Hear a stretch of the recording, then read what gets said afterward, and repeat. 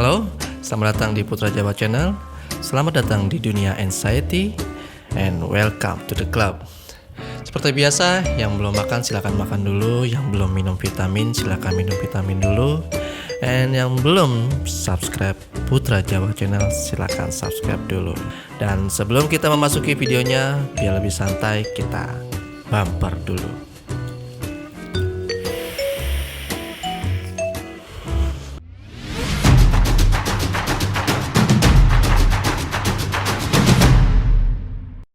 Ya, balik lagi bersama gue Muklis Saputra.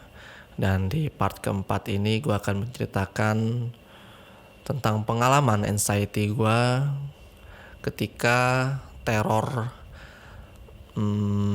rasa ketakutan, rasa kecemasan itu gue alami ketika gue ingin mandi. Ya intinya gue takut, belakangan kemarin tuh gue takut mandi karena anxiety itu sendiri gitu. Dan sebelum gue bercerita lebih panjang, gue mau ngucapin terima kasih sekali lagi buat teman-teman semua yang sudah mensupport channel gue, yang sudah menonton video gue, yang sudah men-share video gue juga. Sekali lagi ngucapin terima kasih banyak, karena gue berharap channel ini akan menjadi besar gitu. Walaupun sekarang belum besar banget gitu, malah masih kecil gitu. Cuman berharap besar karena gue berharap orang-orang yang sepengalaman sama kita, orang-orang yang sepengalaman sama gue, orang-orang yang sependerita kayak kita juga di luar sana, nantinya gak akan malu lagi buat dia speak up tentang apa yang dia alamin, apa yang dia derita, dan dia mau berbagi cerita sama orang-orang yang di sekitarnya gitu. Jadi tidak ada lagi diskriminasi gitu. Karena gue ngerasa sampai sekarang pun gue masih diskriminasi sangat besar ya. Kadang suka dianggap gak masuk akal, dianggap gila mungkin sama orang-orang terdekat gue juga. Nah, gue gak mau akan ada hal seperti itu lagi di hidup gue ataupun di teman-teman sekalian semua yang menderita sama kayak gue. Nah, balik lagi di cerita gue mengenai anxiety pada saat mau mandi. Nah, yang gue rasakan itu adalah seperti biasa, panic attack itu selalu ada ketika anxiety itu mulai timbul. Cuman cuman paniknya ini tuh lebih terornya tuh ke nafas sama lemes. Yang gue rasakan pada saat itu gue lemes dan nafasnya itu berat. Biasalah kalau misalnya gue biasanya kalau mandi itu suka melakukan ritual pup sambil merokok. Nah, gue itu ngelakuin hal seperti itu hampir lamanya 10 menitan lah ya. Nah, pada saat ngerokok itu, kalau bisa dibilang tuh kamar mandi gue tuh lumayan besar ya, 2 meter kali 1,5, ya besar lah. Cuman yang gue rasa pada saat itu ketika gue melakukan ritual yang gue lakukan itu, seolah-olah tuh kamar mandi gue tuh menyempit. Yang gue rasakan, penglihatan gue tuh menyempit. Dan ditambah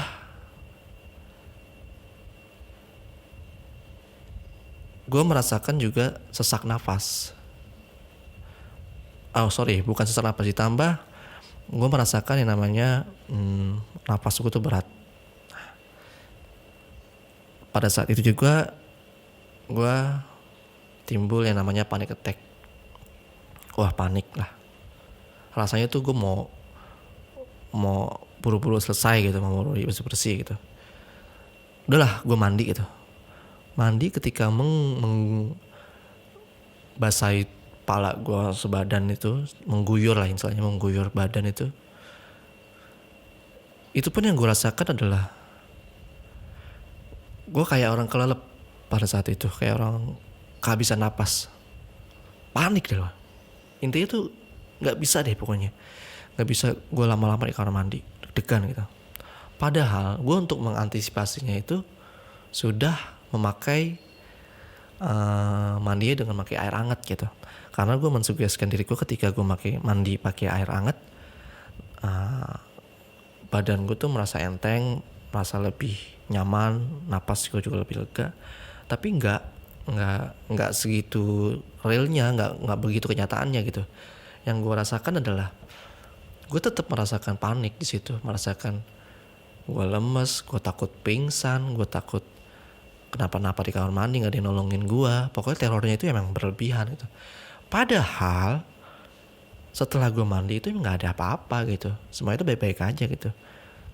Setelah mandi ya segar aja. Cuman pas di saat di kamar mandi, ya itu yang gue rasain. Gue merasakan ketakutan, takut nggak ada yang nolongin, ketakutan kalau ruangan gue ini semakin menyempit, ketakutan gue kehabisan napas di situ. Ya intinya seperti itu gitu. Yang gue rasakan anxiety-nya yang pada saat itu yang timbul seperti itu gitu. Panic attack-nya yang gue rasakan ya panik, tetap panik. Napas berdebar-debar masih ada, pasti ada, cuman nggak separah di luar. Cuman kalau yang di kamar mandi ini lebih kayak ke sesak nafas aja gitu. Makanya dulu waktu gue zaman-zamannya anxiety itu masih dibilang parah, di badan gue tuh masih parah, gue tuh tergolong orang yang bisa dibilang jarang mandi gitu. Mandi cuman sekali sehari gitu, yang biasanya 2 kali sehari, ini sekali sehari gitu. Itu tadi karena gue takut gitu, karena gue takut ngalamin yang kayak gitu lagi gitu. Bahkan untuk menyempatkan sikat gigi aja tuh ya mandi sabun cuma sekali, cukur berapa kali, guyur, andukan, udah gue pengen buru-buru keluar aja gitu. Sikat gigi pun bisa dibilang nggak jarang lah itu, karena gue pada saat itu nggak mau berlama-lama di kamar mandi. Ya seperti itu sih yang gue alami gitu. Ya penanganan pertama pada saat gue anxiety, ya gue nggak bisa ngapa-ngapain. Gue hanya bisa cuman gue harus buru-buru menyelesaikan bersih-bersih gue, mandi gue, dan keluar dari kamar mandi itu gitu. Dan ya udah biasa aja setelah selesai mandi, setelah bersih-bersih, rapi-rapi, pakai baju, ya udah biasa lagi seperti biasa gitu loh. Dan baik lagi di video pertama gue sempat bilang tujuan gue untuk membuat video ini, di samping gue untuk berbagi pengalaman buat teman-teman semua, gue juga mau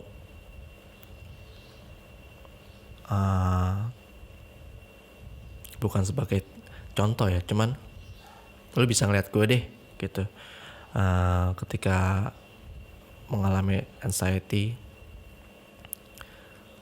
tanpa lo harus cerita gitu sama orang. Kalaupun lo takut nanti cerita lo dianggap berlebihan, lo dianggap orang gila, lo dianggap stres, ya mungkin lo bisa lihat video-video gue. Makanya tolong buat teman-teman semua, buat bantu gue untuk membesarkan channel Putra Jawa ini, dan subscribe tentunya, share ke teman-teman kalian yang sepengalaman sama kita. Ya karena itu tadi, ketika anxiety itu udah mulai datang, kita tuh ngerasa hidup kita tuh udah gak tenang gitu. Bahkan gue pernah sampai di titik dimana gue capek sama hidup, ya pokoknya capek lah intinya gitu, mau mengakhiri hidup. Cuman ya alhamdulillahnya gue masih kuat, iman gue masih kuat. Gue mencoba untuk memikirkan hal-hal yang positif ketika gue sudah mulai memikirkan anxiety itu. Gue udah capek nih, kayak gue mau mati aja gitu. Ditambah dengan pressure dari luar, entah dari keluarga, entah dari pacar gitu. Ya gue gak mau nanti teman-teman yang penderita sama gue juga merasakan hal yang seperti itu gitu. Sepertinya kalau misalnya lo punya masalah, lo selesaikan, lo omongin tanpa lo harus emosi, lo bisa omongin dengan baik-baik. Karena cenderung orang yang anxiety itu tingkat emosionalnya tuh lebih tinggi daripada orang-orang yang normal gitu. Tingkat kecurigaannya itu lebih tinggi gitu. Makanya jangan sampai kalian pun merasakan hal yang sama gitu. Lo mau capek terus, ataupun juga yang ada yang ketika pemikiran dia nggak tenang, jika jiwanya juga tenang, terus dia kayak memakai obat-obatan terlarang gitu, memakai narkoba, entah apalah jenisnya, ganja atau apalah gitu, sabu segala macem.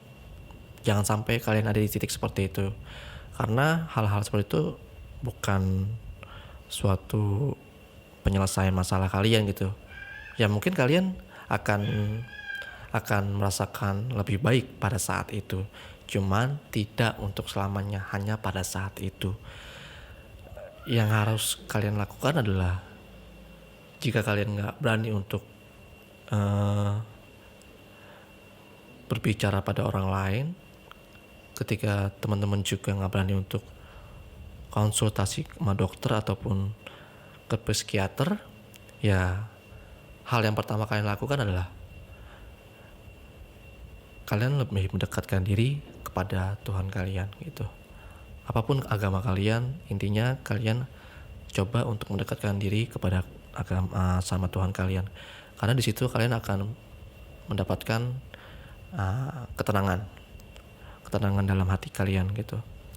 Dari ketenangan berlanjut emosional kalian akan lebih menurun. Sesimpel itu sih sebenarnya. Kalau misalnya kalian bisa mau sembuh gitu, kalian coba dekat lagi sama Tuhan, nanti akan ada tuh step-stepnya, perubahan-perubahan dari sikap kalian, pola pikir kalian nanti akan berubah. Tentunya akan menjadi lebih baik gitu, karena anxiety ini sebenarnya sulit untuk sembuh, kecuali karena sesungguhnya kalau gue baca, yang gue tahu itu anxiety itu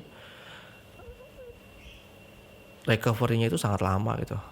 6 bulan itu untuk waktu yang paling cepet. Tapi kalian bisa mempercepat waktu 6 bulan itu ketika kalian menjadi orang yang baru, pemikiran yang baru, jiwa yang baru. Mungkin itu solusi buat kalian yang ingin merasakan recovery yang lebih cepat gitu. Kalian bisa melakukan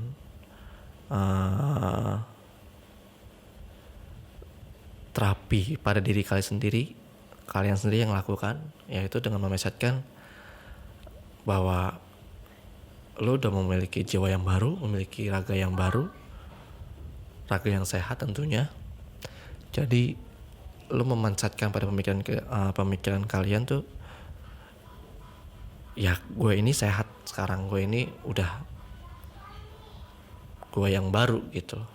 Pada saat ini sih seperti itu gitu, maksudnya untuk mempercepat proses recovery lo gitu. Di samping lo juga harus mendekatkan diri lo juga sama Tuhan lo juga, karena hal itu yang paling mudah, hal itu yang paling murah, dan banyak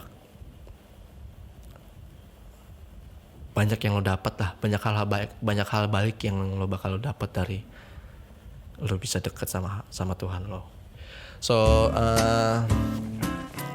untuk video kali ini segitu aja. Gue nggak mau panjang lebar. Intinya terima kasih buat teman-teman semua yang sudah nonton video ini. Jangan lupa share, jangan lupa subscribe, jangan lupa like ataupun komen juga boleh di Putra Jawa ini. Buat teman-teman semua yang mau bertanya ataupun belum paham ataupun mau collab juga sama aku juga boleh.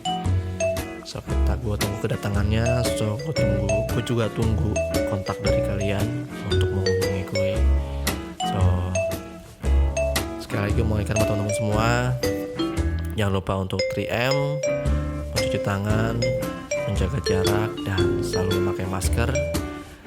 Sampai ketemu di next videonya, and God bless you.